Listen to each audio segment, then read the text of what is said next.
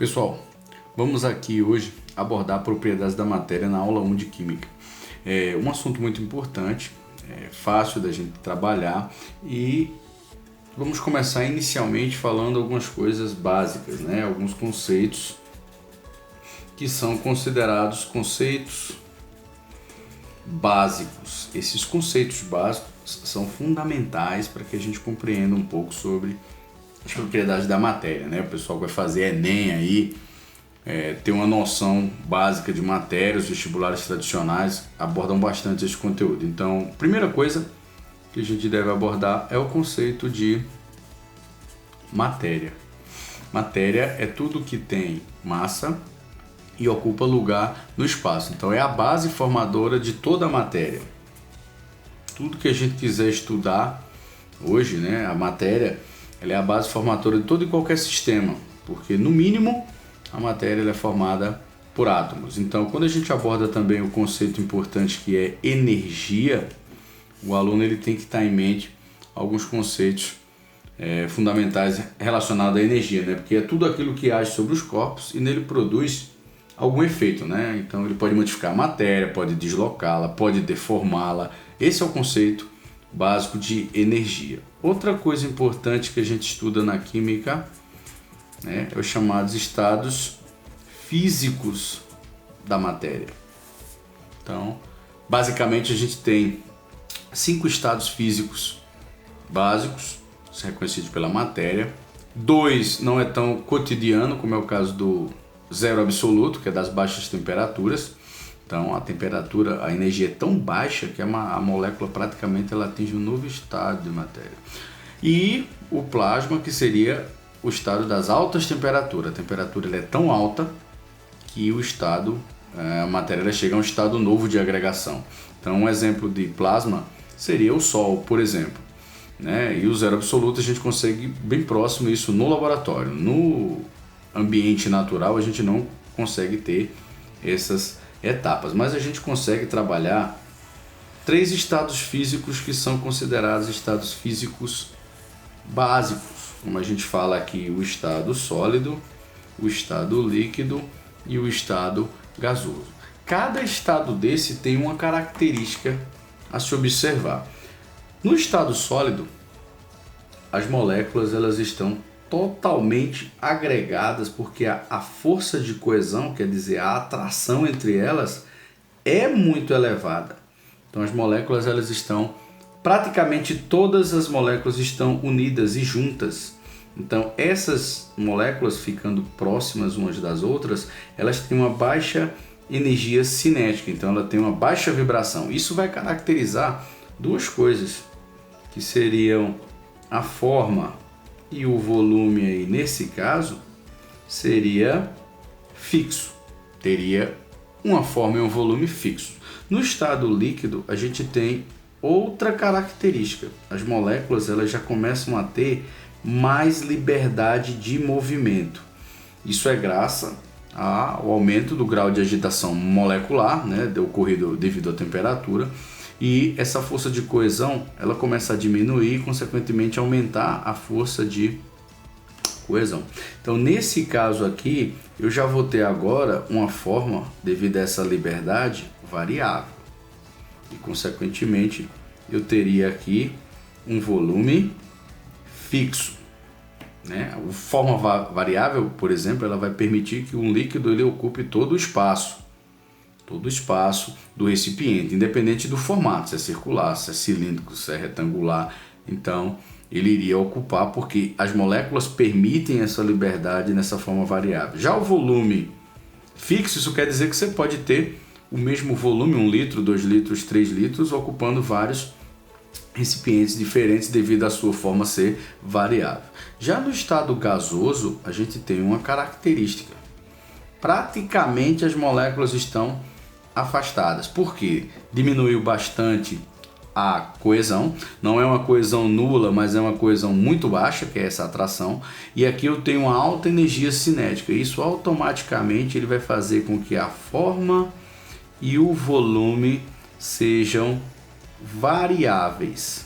Então, o estado físico da matéria depende desses 3 estados de agregação das moléculas. No estado sólido eu tenho as moléculas todas unidas, no líquido eu tenho um certo grau de liberdade, no gasoso eu vou ter praticamente uma liberdade plena, né, alterando praticamente a forma e o volume. Isso, pra você ter uma ideia, o gás eu posso, o mesmo volume, colocar ele em várias formas perfeitamente, ele consegue se espalhar porque essas moléculas elas têm um grau de liberdade muito maior. Mas uma coisa importante que a gente pode trabalhar é que o estado físico ele não altera a propriedade da molécula. Vou dar um exemplozinho aqui clássico que a gente usa. Por exemplo, a água. A água a 25 graus Celsius ela é líquida.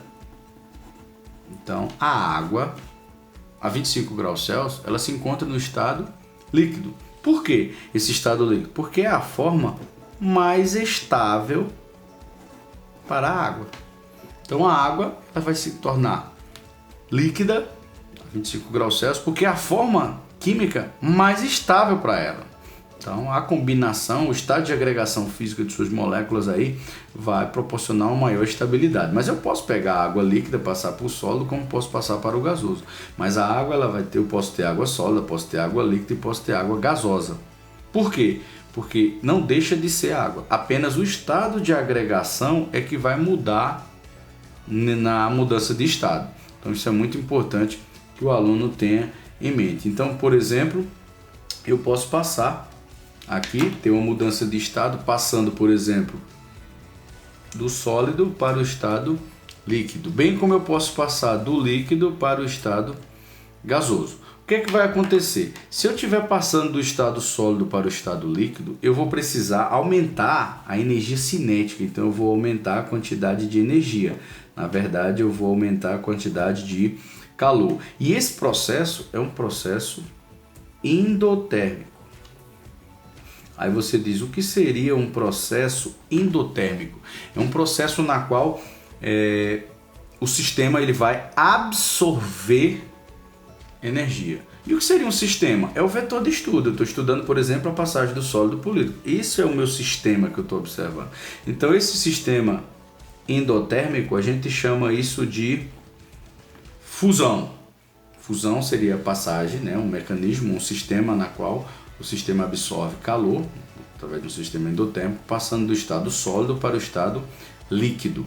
Então eu estou aqui, na verdade, aumentando a energia cinética e vou alterar a minha forma para uma forma variável, porque eu tive mais liberdade. Então isso aconteceu uma fusão. Então toda substância na qual você passa do estado sólido para o estado líquido, eu estou fazendo uma fusão. Se você continuar fornecendo energia, no caso aqui, colocando mais calor, e aumentando esse grau de agitação, você vai fazer com que as moléculas passem do estado líquido para o estado gasoso. Essa etapa a gente chama de evaporação. Ou eu posso chamar de ebulição. Ou eu posso chamar de calefação. Quem é que vai determinar se é evaporação, é ebulição ou é calefação? Aí é o tempo. Evaporação é natural, ebulição é provocada e calefação é brusco. Né? Eu tenho uma mudança muito brusca de temperatura, de estado físico, passando do líquido para o gasoso. Então o aluno ele tem que estar atento a isso. Só que o nome da etapa, na qual eu tenho todas essas três aqui, eu chamo isso de uma vaporização. Então o nome da passagem é vaporização, porque eu vou levar ao estado de vapor. Então eu tenho a substância no estado líquido, eu posso levar ela para vapor. De que maneira? Evaporando a partir de uma ebulição ou a partir de uma calefação. O que vai determinar isso é o tempo na qual isso vai ocorrer. A evaporação é um processo natural e lento, a ebulição é provocada e a calefação é muito brusca, então é uma passagem muito rápida. Então a gente não consegue perceber. Uma coisa importante que a gente tem que observar também é que vapor ele é diferente de quem? De gás. Aí você diz, por que vapor é diferente de gás? Se você for observar, o vapor é tudo aquilo que é líquido ou sólido e você levou à condição de vapor. O gás não. O gás é aquilo que naturalmente já se encontra no estado gasoso a temperatura ambiente. Por exemplo, podemos citar como exemplo aqui o oxigênio. O oxigênio, eu não vou chamar vapor de oxigênio, eu vou chamar gás oxigênio. Aí você diz por quê? Porque na temperatura ambiente o oxigênio já é gás, então é diferente, ok? Então a gente tem que ter um cuidadozinho em vapor e gás. Então existem coisas que já são gás na temperatura ambiente, existem coisas que são líquidos ou sólidos, mas eu posso levar ao estado de vapor. Isso é importante que o aluno saiba. Outra coisa importante é que eu posso passar do estado gasoso para o líquido e posso passar do líquido para o sólido.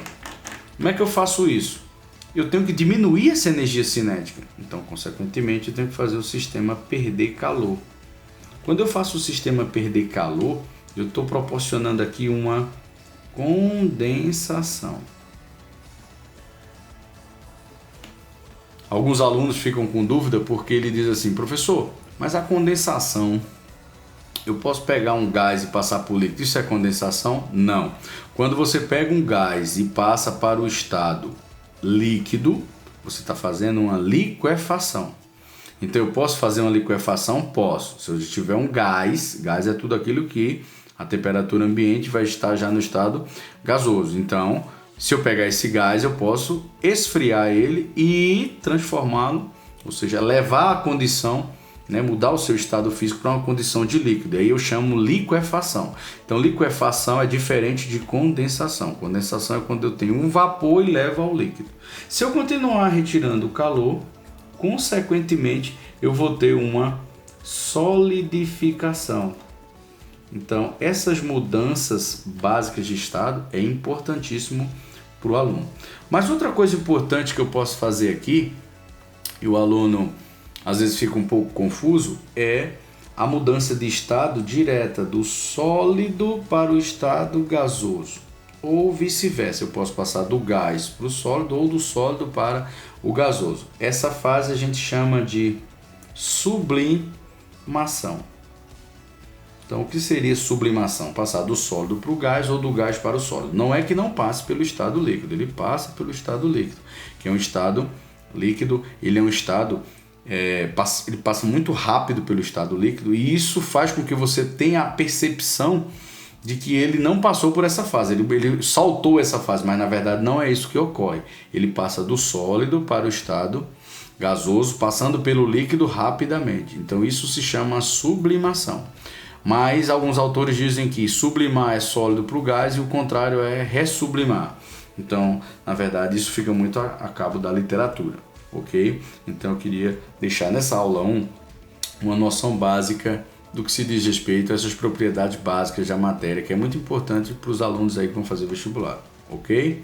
Valeu, pessoal!